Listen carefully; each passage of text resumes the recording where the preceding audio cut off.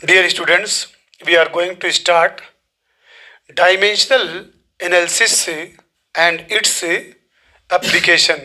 कल हम लोग पढ़ लिए थे कि with the help of dimensional formula we can check any formula.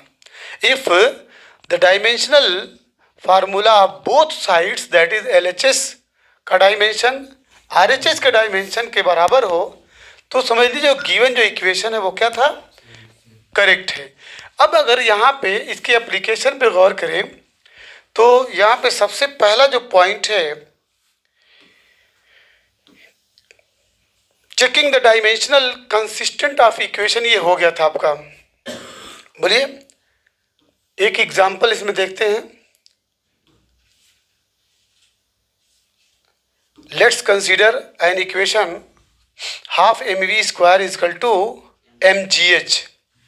Half mv square is equal to क्या है, mgh, where m is the mass of the body, v its velocity, g is the acceleration due to gravity and h is the height. Check whether this equation is dimensionally correct और incorrect. तो जब LHS का आप dimension लेंगे तो v का LT-1 होता है। Half mv square LHS, half mv square, इससे कोई मतलब नहीं है, ठीक है। आपका m का क्या होता है, कैपिटल M, और v का होता है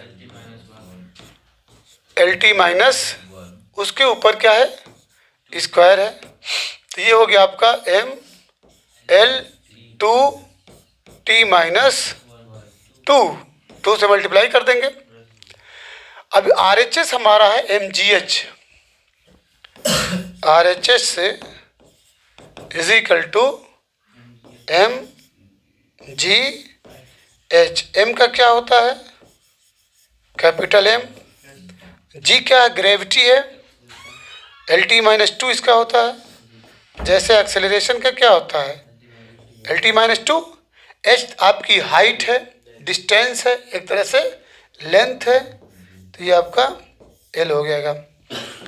अब यहाँ भी L है, यहाँ भी L है, तो m L2T-2। तो यहाँ पे देख रहे हैं कि LHS is equal to RHS से ये आपका डायमेंशनली इक्वल है। क्लियर?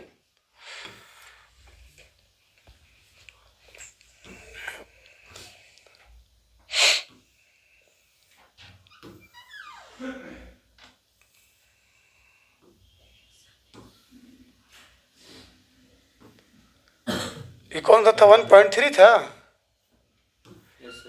1.3। अब इसके बाद एग्जाम्पल 1.4 है, the SI unit of energy, SI unit of energy is joule. Joule होती है ना, चाहे काइनेटिक एनर्जी हो चाहे पोटेंशियल एनर्जी हो, दोनों की यूनिट क्या है, SI जूल है या किलोग्राम मीटर पर सेकंड का होल स्क्वायर। क्यों ऐसा हो रहा है, आपको मालूम है कि जो काइनेटिक एनर्जी है, काइनेटिक एनर्जी का सिंबल क्या है, K is equal to half mv square. Confirm? m की यूनिट क्या है, किलोग्राम, इसकी मीटर पर सेकंड का whole square.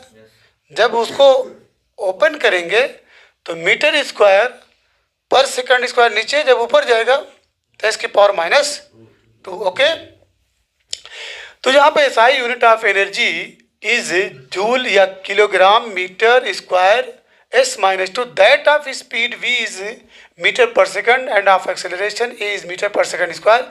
Which of the formula for kinetic energy, यहाँ पे जो दिए है A B C D E, तो इसमें कौन सा जो है वो dimensional argument m stand for the mass of the, कौन इसमें करेक्ट है, ये चेक करना है। तो with the help of dimensional formula you may check. हाँ, अब यहाँ पे देखिए पहला पार्ट है के एम स्क्वायर वी क्यूब। ध्यान दीजिए, hello please pay attention, it is a very high level book और this book will give you a lot of happiness and also a lot of money, तो इसलिए please pay attention. अब यहाँ पे देखिए पहले एम स्क्वायर वी क्यूब को check करते हैं, चेक करें। चलिए, तो यहाँ पे एम स्क्वायर जब इसका डायमेंशन लेंगे तो इसका डायमेंशन एम स्क्वायर ही रहेगा। अब वी के बारे में आप जानते हैं एल टी माइनस वन होता है, एल टी माइनस वन, तो ये मिला क्या, M square L three T minus three, यही नहीं मिला। ये रॉन्ग है क्योंकि काइनेटिक एनर्जी का क्या होता है, हाफ एम वी स्क्वायर होता है।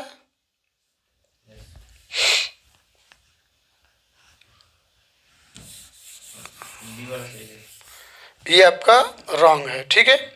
अब आ जाइए इसको चेक करते हैं, बी में क्या है, हाफ एम वी स्क्वायर, ये तो आपका कांस्टेंट है, एम हो गया, अब वी का एल टी माइनस वन, उसके ऊपर two, M L two T minus two, M L two T minus two, ये आपका करेक्ट है। लेकिन सबको चेक कर लिया जाए ताकि आपको क्लियर रहे। अब यहाँ पे देखिए एम ए है, तो ये एम हो गया और ए का क्या होता है, एक्सेलरेशन है। एक्सेलरेशन की definition change in velocity per unit time, ठीक है, या पर सेकंड, तो इसका एल टी माइनस टू होता है, एल टी माइनस टू, तो मिला आपको क्या, M L T minus two. ये तो आपका काइनेटिक एनर्जी का नहीं है। अब आ जाइए 3/16 एम वी स्क्वायर, ये just like M V square, तो इसका dimensional formula M L two T minus two होगा, बट हियर इससे पहले 1/2 है, यहाँ पे 3/16 है, तो it is also again the definition of kinetic energy, तो ये भी आपका क्या हो गया, कैंसिल हुआ। मीनिंगलेस होता ज़रूर होता है, के से हमको पता नहीं चलेगा, हमको डायमेंशन से कांस्टेंट वैल्यू के बारे में इंफॉर्मेशन नहीं मिलेगी, लेकिन हम ऑलरेडी जानते हैं कि यहाँ पे 1/2 है, उसके हिसाब से हम 3/16 को इग्नोर करेंगे, हटाएंगे। अब के बराबर half M V square plus M A, ये भी कैंसिल, क्लियर। तो यहाँ पे every correct formula for equation must have the same dimension on both sides of the equation. Equation के दोनों तरफ का dimension must have the same, बराबर होना चाहिए। आल्सो ओनली क्वांटिटीज, यहाँ पे देखिए वेरी वेरी इंपॉर्टेंट है, इसको आप याद रख लीजिएगा, only quantities with the same physical dimensions can be added और सब्ट्रैक्टेड। कहने का मतलब ये है सिर्फ वो क्वांटिटीज जिनका फिजिकल डायमेंशन सेम होता है, सिर्फ वो क्वांटिटीज, वो राशियाँ जिनकी विमाएँ समान होती हैं, जिनके फिजिकल डायमेंशंस सेम होते हैं, उन्हीं को आप जोड़ सकते हैं या घटा सकते हैं, ठीक है, उन्हीं को आप ऐड कर सकते हैं या सब्ट्रैक्ट कर सकते हैं। अगर कहीं पे दिया है प्लस में तो समझ लीजिए कि जैसे एक एग्जांपल आएगा आपके सामने आगे चलकर, P plus A by V square into V minus B is equal to R T, ठीक है। तो यहाँ पे आप देख रहे हैं P plus A by V square, ध्यान दीजिएगा जो बात वहाँ पे कही गई है, क्या कही गई कि ओनली क्वांटिटीज विथ सेम, ठीक है, physical dimensions can be added और सब्ट्रैक्टेड। तो यहाँ पे P से प्रेशर है, P से क्या है, प्रेशर है, A है आपका, V है, ठीक है, तो ये दोनों ऐड है ना, तो इसका मतलब क्या हुआ, जो P का डायमेंशन है वही A बाई वी स्क्वायर का भी डायमेंशन होगा। V माइनस बी में देख रहे हैं आपका V की जो डायमेंशन होगी वही B की भी डायमेंशन होगी, क्लियर हो गया। जहाँ पे आप ऐड या सब्ट्रैक्ट देखेंगे तो दोनों का dimensional formula must be same. आगे बढ़ते हैं, तो यहाँ पे only quantities with the same, only quantities with the same physical dimensions can be added और subtracted. The dimensions of the quantity on the right side are ml2 m square l3 t minus 3. इसका आया था, याद है ना, for a, और ml2 t minus 2 for B, और mlt minus 2 for C. The quantity on the right side of E, ये देख रहे हैं, has no proper dimension since two quantities of different dimensions have been added. देखो different dimension को add किया गया. Since the kinetic energy के है the dimension of, kinetic energy का जो डायमेंशनल फार्मूला है वो ml2 t -2 है. तो formula A, C and E are ruled out, यानी ए, सी एंड ई, ये बोला ना, ध्यान दीजिएगा, ए, C and E ruled out, मैंने रूल के खिलाफ चले गए, हट गए, इनको आउट हो गए. नोट दैट डायमेंशनल आर्गूमेंट से, लेकिन इसके बाद जो dimensional argument can't tell which of the two B or D is the correct formula. B का भी डायमेंशनल फार्मूला सेम है और डी का भी डायमेंशनल फार्मूला सेम है, लेकिन जो डायमेंशनल आर्गूमेंट्स हैं वो नहीं बतला सकते कि कौन बीम या सी डी, कौन इसमें से करेक्ट है. तो इसके लिए one must turn to the actual definition of kinetic energy, see chapter 5. इसके लिए जो एक्चुअल काइनेटिक एनर्जी के डिफिनीशन है उसके ऊपर हम ध्यान देंगे. तो इसीलिए जब correct formula for kinetic energy is given by half mv², वहाँ पे हाफ है, न कि 3/16 है, इसलिए वो बी वाला पार्ट आपका सही है. अब देखिए जो सबसे इम्पोर्टेंट है इस टॉपिक के अंदर, deducing relation among the physical quantities, की फिजिकल क्वांटिटीज के अमंग हम कैसे रिलेशन को डिड्यूस करें, कैसे रिलेशन को हम बनाएं. समझ आई बात. The method of dimensions can sometime be use to deduce relation, मतलब डायमेंशन का एक यूज है, एक फ़ायदा है, या उसका एक मेथड है कि हम कैसे जो है रिलेशन को, ठीक है, फिजिकल क्वांटिटीज के बीच में जो जो रिलेशन है उसको बना के कैसे हम एक फार्मूला बनाएं. तो फॉर दिस, इसके लिए we should know the dependence of the physical quantity. हमको ये पता करना पड़ेगा कि फिजिकल क्वांटिटी किन किन चीज़ों पे डिपेंड करती है, पहले ये पता लगाना पड़ेगा. यही we should know the dependence of the physical quantity. Physical quantity जो है किन किन चीज़ों पे डिपेंड है on the other quantities, up to 3 physical quantity, कम से कम 3 फिजिकल क्वांटिटीज होनी चाहिए. Are linearly independent variable and consider it as a product type of the dependence. Let's take an example. एक एग्जाम्पल लेते हैं, उससे हमको बात पूरी समझ में आ जाएगी. एक सिंपल पेंडुलम है, कल बताया गया था ना सिंपल पेंडुलम. एक धागे से एक बॉब को लटका दीजिए और ये बॉब जो है एक पोजीशन पे ले जाके उसको छोड़ दीजिए, तो ये टू एंड फ्रो जो है क्या करेगा, वाइब्रेट करेगा, मूव करेगा. तो एक simple pendulum having a Bob, Bob का मतलब वो जो छोटा सा, ठीक है, हाँ, बॉल टाइप जो होता है, अटैच्ड टू ए अटैच्ड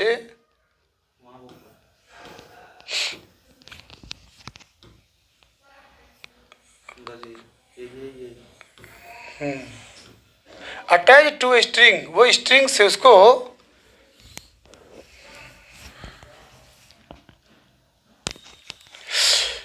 देखिए यहाँ पे सिंपल पेंडुलम की 2 इमेजेस आपके सामने दिख रही है. ये एक सपोर्ट है जिससे एक बॉब को, ठीक है, लटकाया गया है, ये स्ट्रिंग है.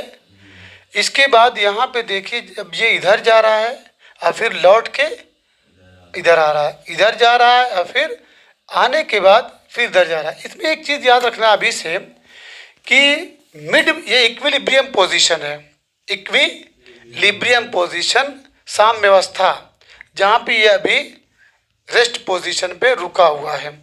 तो जब ये क्या नाम है अपने लेफ्ट या राइट, या तो लेफ्ट में या तो राइट में, तो the maximum distance covered by Bob in either direction, इधर चाहे इधर चाहे, इज कॉल्ड वाट एम्पलीट्यूड बोलते हैं। The maximum distance covered by this bob from mid position to either direction, either जिसको ईदर बोलते हैं, इधर चाहे इधर। अब याद रखिएगा एक पॉजिटिव एम्पलीट्यूड और एक निगेटिव एम्पलीट्यूड होगा। अगर इधर जा रहा है तो पॉजिटिव, एम्पलीट्यूड का सिंबल स्मॉल ए, इधर जा रहा है तो निगेटिव। अब यहाँ पे अगर मान लीजिए यहाँ पे है, यहाँ से यूं गया और फिर लौट करके फिर आ गया, तो इसको वन टाइम पीरियड कहते हैं। टाइम पीरियड हिंदी में इसको कहते हैं वन आवर्त काल, एक आवर्त काल होता है। ठीक है, क्लियर हो गया। अब एक चीज़ और जान लीजिए, नंबर ऑफ ऑसिलेशन पर सेकंड, एक सेकंड में ये जितना मूव करे, वाइब्रेट करे, उसको फ्रीक्वेंसी कहते हैं। क्या कहते हैं? फ्रीक्वेंसी कहते हैं, जिसकी यूनिट हर्ट्ज होती है। यहाँ पे देखिए स्ट्रिंग क्लियर है, ये मैक्सिमा यानी अपने मैक्सिमम पॉइंट तक पहुँचा या मैक्सिमम डिस्टेंस को कवर किए। बॉब है जिसके अंदर कुछ मास होता है, इसी को कहते हैं सिंपल पेंडुलम। तो इसका हमको with the help of dimensional formula establish करना है कि T इज इक्वल टू जो होता है 2 pi under root L by g, ये फार्मूला है। T is equal to 2 pi under root L by g, जहाँ पे L जो है लेंथ ऑफ द स्ट्रिंग है, ठीक है, डोरे की लंबाई, धागे की लंबाई, जी आपका ग्रेविटी है। कंफर्म हो गया? बोलिए। चलिए, तो यहाँ पे string that oscillates under the action of the force of gravity, suppose that the period of oscillation of the simple pendulum, जो सिंपल पेंडुलम है वो मान लीजिए पीरियड ऑफ जो ऑसिलेशन है वो डिपेंड करता है इसकी लंबाई पे, बॉब के मास पे और एक्सेलरेशन ड्यू टू ग्रेविटी पे। तो derive the expression for its time period, तो इसका जो टाइम पीरियड है उसी का फार्मूला जो है आपको गेट करना है। फार्मूला क्या? T is equal to 2 pi under root L by g. इससे पहले आपको बताया गया था ना कि डायमेंशन का यूज़ क्या है। तो डायमेंशन का यूज़ ये है कि डिड्यूस रिलेशन, अगर क्या नाम ये पता चल जाए कि ये क्वांटिटी इन क्वांटिटी पे डिपेंड करती है, इस पे भरोसा करती है, इस पे आश्रित है, तो उसी के बल पे हम इसका फार्मूला फार्मुलेट करने जा रहे हैं। क्लियर? चलिए, ये मान लीजिए लेट जो टाइम पीरियड है T, ये डिपेंड करता है प्रोपोर्शनल किस पे डिपेंड करता है भाई? ठीक है, उसके क्या नाम है, लेंथ पे डिपेंड करता है, और किस पे, मास पे डिपेंड करता है, और किस पे, ग्रेविटी पे डिपेंड करता है। यही ना बोला ना, लेंथ पे, मास ऑफ द बॉब पे और एक्सेलरेशन। 3 चीज़ है, लंबाई, द्रव्यमान और त्वरण, त्वरण। समझ आई बात? ये वेरी वेरी इंपॉर्टेंट है, मैं पहले बता दे रहा हूँ। हिंदी समझ में आया? अच्छा, हवा भी नहीं लगा। नहीं, कहने का मतलब है जो टाइम पीरियड क्या है, जैसे ये है ना, ये सपोज दैट ये सिंपल पेंडुलम में बनाया, तो ठीक है, अगर सपोज दैट ये इस पोजीशन पे है, अगर मान लीजिए यहाँ जब छोड़ोगे तो ऊपर तो जाएगा नहीं, डाउन जाएगा, ऐसे ऐसे ऐसे ऐसे ऐसे, फिर ये मैक्सिमम डिस्टेंस करेगा, फिर ये लौट के आएगा उस पोजीशन पे जहाँ पे इसको तुमने छोड़ा था। It is called one time period. Confirm हुआ कि नहीं? अगर यहाँ से तुम इसको छोड़ गए तो यहाँ जाए, फिर यहाँ जाए, फिर यहीं पे आ जाए, it is also one time period. Clear? और टाइम पीरियड को किससे डिनोट करते हैं? कैपिटल T से। ये डिपेंड करता है, कैपिटल T डिपेंड करता है किस पे? धागे की जो लंबाई है, और जो ये बॉब है, ठीक है, उसके मास पे, और ग्रेविटी पे, जिसको G कहते हैं, जिसकी value 9.8 metre per second square हुआ करती है। क्लियर हो गया? अब इसका रिलेशन हमको निकालना है। जबकि हमको मालूम है कि T is equal to 2 pi under root L/G होता है। ठीक है, मान लीजिए फार्मूला हम भूल गए कि यार अंडर रूट है कि नहीं है, कि जी जो है ऊपर है, यहाँ तो नीचे है ना, डिनोमिनेटर के फॉर्म में है, एल आपके नंबरेटर के फॉर्म में। अगर ये भूल गए, लेकिन आपको मालूम है कि टी जो है डिपेंड करता है यहाँ पे here T for what, time period, time period जिसको हिंदी में आवर्तकाल कहते हैं। ये डिपेंड से डिपेंड है भाई किस पे, ऑन लेंथ पे। ये लेंथ क्या है, लेंथ ऑफ स्ट्रिंग है, धागे की लंबाई, और किस पे, मास ऑफ बॉब, ठीक है, और किस पे, एंड ग्रेविटी पे। ठीक, तो अब इसमें क्या करेंगे कि मान लीजिए ये जो है डिपेंड तो है, लेकिन L की A पावर है, M की B पावर है और G की C पावर। ये मानेंगे हम, तभी ना पता चलेगा जब हम इसको इक्वेट करेंगे, ABC की वैल्यू गेट करेंगे तो क्लियर हो जाएगा कि रूट लगेगा कि नहीं लगेगा, L ऊपर रहेगा कि G नीचे रहेगा। कन्फर्म हो गया, आगे बढ़े। तो T प्रोपोर्शनल L के पावर M A, B के पावर M के पावर B एंड G के पावर C। अब प्रोपोर्शनलिटी का जब सिंबल आप हटाते हैं तो मालूम है कि एक कांस्टेंट लगाते हैं, मान लीजिए T is equal to K, L के पावर A, M के पावर B, G के पावर C। अब टेकिंग डायमेंशन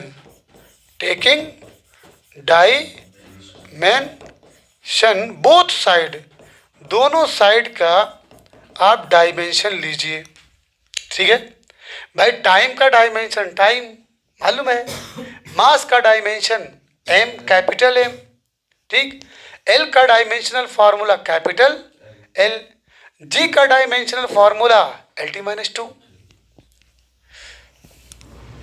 तो ये हो जाएगा, जब डायमेंशनल फार्मूला लेंगे तो देखिए LHS में क्या मिला, capital T is equal to, इसको थोड़ी देर के लिए रख दो, L का डायमेंशनल फार्मूला L, उसके ऊपर A है, M का डायमेंशनल फार्मूला M, उसके ऊपर क्या है, B है, G का डायमेंशनल फार्मूला LT-2 है। Okay, clear. यहाँ भी L है, यहाँ भी L है, याद रखिएगा, कुछ छूट गया है, C बोला करो। अब एक बार और मैं लिख रहा हूं, ये T इक्वल, देखिए L यहाँ भी, L यहाँ भी है, समझ में आ रही बात। मैं एक L लिखूंगा लेकिन इसके ऊपर A प्लस C लिखूंगा, करेक्ट। क्यों ऐड कर दिया गया, क्योंकि जब बेस सेम हो, जब बेस तो पावर को ऐड किया जाएगा या सब्ट्रैक्ट किया जाएगा। जब आधार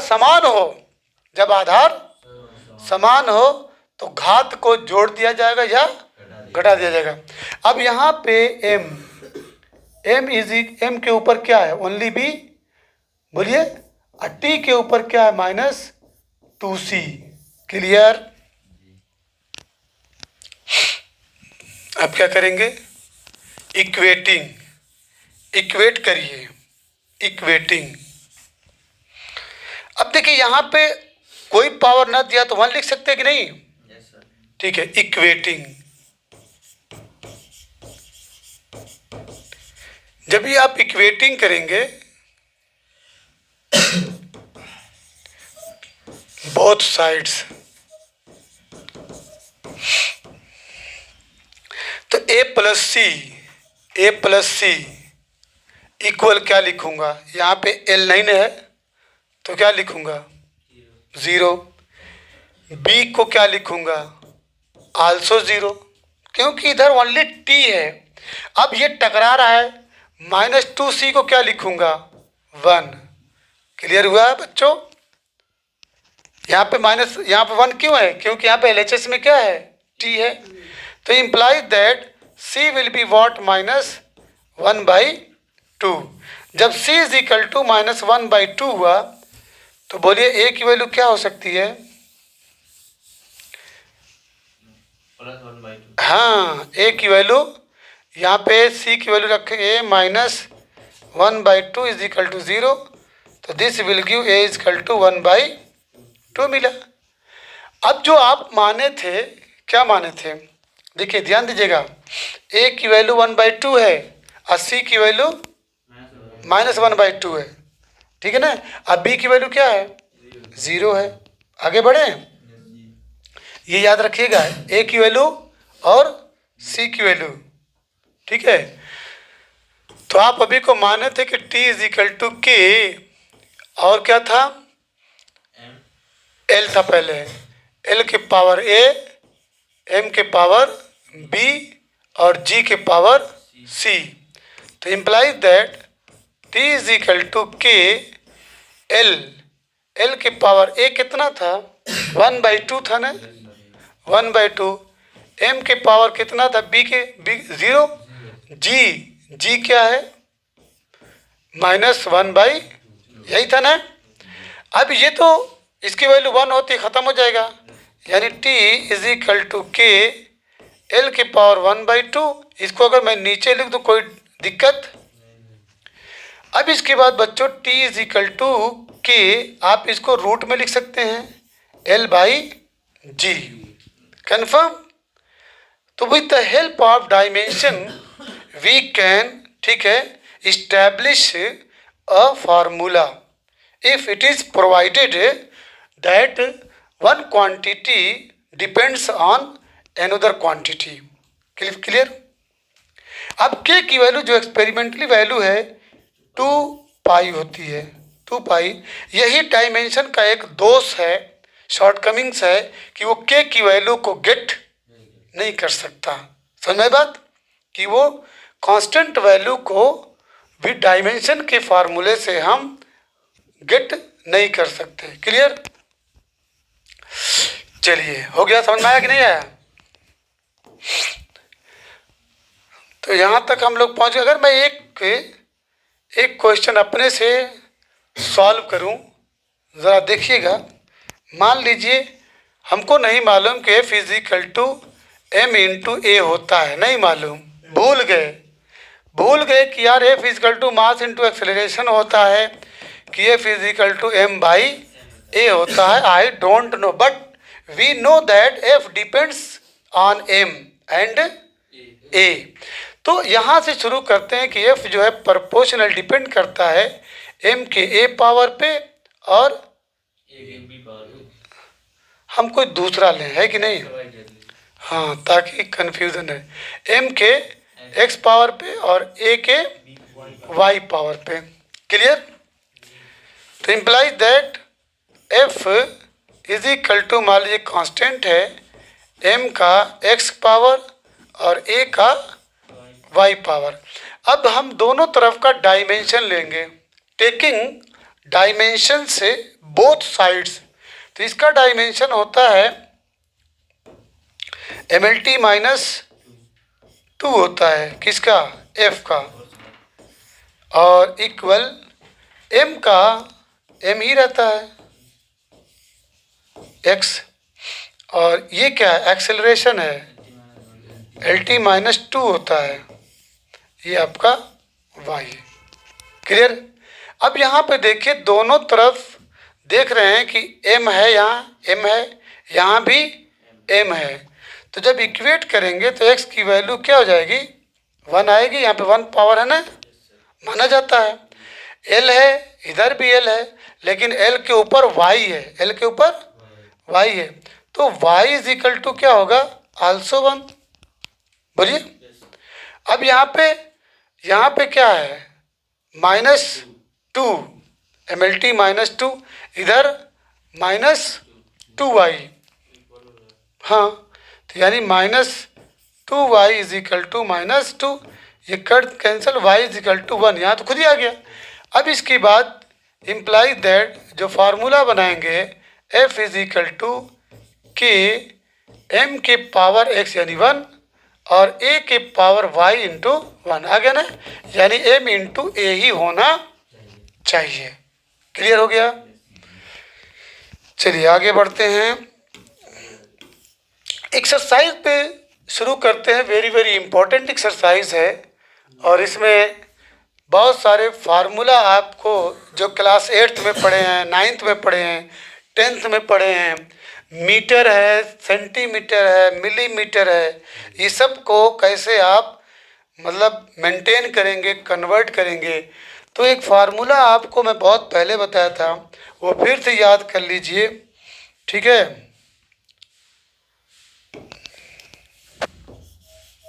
मिलीमीटर, ठीक है, centimetre, milli centi deci metre, और यहाँ पे मेन स्टेशन है मीटर, ठीक है। Milli centi deci metre, deca, deca hecto, deca small letter से लिखो, ठीक है ना, decametre, hectometre and kilometre. Milli centi deci metre, deca hecto kilometre. उस दिन बताया गया था कि जब आप मीटर से डेसी मीटर में जाएंगे, सिर्फ एक स्टेप, उसके जस्ट बाद एक स्टेप अगर जाना चाहेंगे तो you will have to multiply by 10, okay. जब दो कॉन्जिक्यूटिव, दो आपस में जब लेंगे, मान लीजिए यहाँ से आपको यहाँ लेना है, मैं दूसरा पेन लगा दूँ ताकि आपको क्लियर है, यहाँ से आपको यहाँ, तब भी आप क्या 10 से मल्टीप्लाई करें। लेकिन अगर if you want to metre to centimetre तो you will have to multiply by 100, confirm, क्योंकि अब दो प्लेस पे आप जा रहे हैं, ठीक है। अगर यहाँ से, यहीं से आप यहाँ जाना चाहते हैं तो 3 स्टेशन है, तो you will have to multiply by 1000, clear. अब इसके कॉन्ट्रेरी जो है, अगर यहाँ से आप इधर जाना चाहते हैं उल्टा, राइट से लेफ्ट, ये लेफ्ट से राइट था, लेफ्ट से राइट था, राइट से लेफ्ट जाना चाहते हैं तो 10 से डिवाइड करेंगे, क्या करेंगे, 10 से डिवाइड या 1/10 से मल्टीप्लाई, दोनों बात एक ही है, चाहे 10 से डिवाइड करिए चाहे 10 से मल्टीप्लाई करिए, 1/10 से, ठीक है। तो शुरू करें, बोलिए कितना टाइम हुआ है? 11 हो गया। तो कल हम लोग क्या नाम है, एक क्वेश्चन लगा दे रहा हूँ, ठीक है। मान लीजिए द वॉल्यूम ऑफ क्यूब दिखा रहा हूँ, volume of cube of side 1 centimetre. ध्यान दीजिए पहले क्वेश्चन पे, फिर कल शुरू कर देंगे, रिवाइज कर देंगे। वॉल्यूम ऑफ क्यूब, आपको मालूम है क्यूब का वॉल्यूम क्या होता है? वॉल्यूम ऑफ क्यूब नहीं मालूम? वॉल्यूम ऑफ क्यूब जो होता है बच्चों, L into B into H main formula है। क्योंकि क्यूब जो है एक ऐसा फिगर है जिसमें सारी साइड आपस में क्या होती है, इक्वल होती है।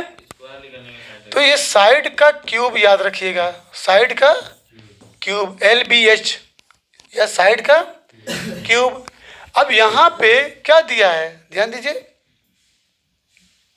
यहाँ पे दिया वॉल्यूम ऑफ क्यूब 1 सेंटीमीटर है, तो वॉल्यूम ऑफ क्यूब 1 सेंटीमीटर है, तो साइड दिया कितना, side is equal to 1 centimetre, तो उसका वॉल्यूम क्या हो जाएगा, 1 सेंटीमीटर का क्यूब।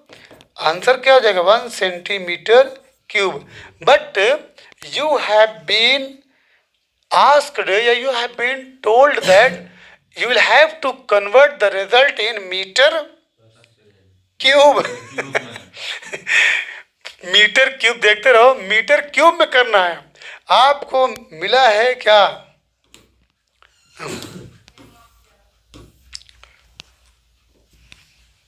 1 सेंटीमीटर क्यूब को बदलना है किस में, मीटर क्यूब में। तो चलिए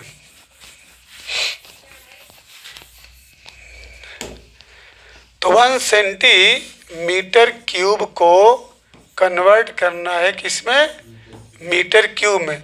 अब ज़रा बताइए, इसको मैं ऐसे लिख सकता हूँ, बोलिए 1 सेंटीमीटर में कितना मीटर होता है अबूजर? 1 सेंटीमीटर में 10 तुम सकलन बताओ, 1 सेंटीमीटर में कितना मीटर होता है? तुम बताओ सर। तब यही सब सीखना है। 1 सेंटीमीटर में 1/100 मीटर होता है। 1 centimetre is equal to 1/100 metre. यह सबसे सिंपल जानते हो, हमेशा के लिए याद रख लेना। 1 centimetre is equal to 10⁻⁻2 metre. 10⁻⁻। तो अब यहाँ पे पुट कर दो, यानी 1 × 10⁻⁻2। अब ये मीटर हो गया और उसके ऊपर 3 है, तो 1 के ऊपर कुछ भी हो वही रहेगा। तो ये 3 का इसमें मल्टीप्लाई करेंगे 10⁻⁻। अब यहाँ पे मीटर क्यूब लिखना, क्लियर? अभी अभी आपको बताया गया था कि मिली सेंटी डेसीमीटर, बताया गया ना। यहाँ पे ये मिलीमीटर था, ये आपका सेंटीमीटर था, ये आपका डेसीमीटर था, ये आपका मीटर था। सेंटीमीटर में आंसर आया था, सेंटीमीटर में जाना कहाँ है, मीटर में। देखिए राइट से लेफ्ट में जा रहे हैं, तो एक 10 और एक 10, यानी 1/10 इसका, और फिर इन दोनों का 1, यानी कुल मिला जुला के 1/100 से you will have to multiply in the given result. Clear? चलिए कल हम इस एक्सरसाइज को फिर से करेंगे, ठीक है। I hope you have gotten all the points, ठीक है। और suggesting that you will have to work very hard in this special subject.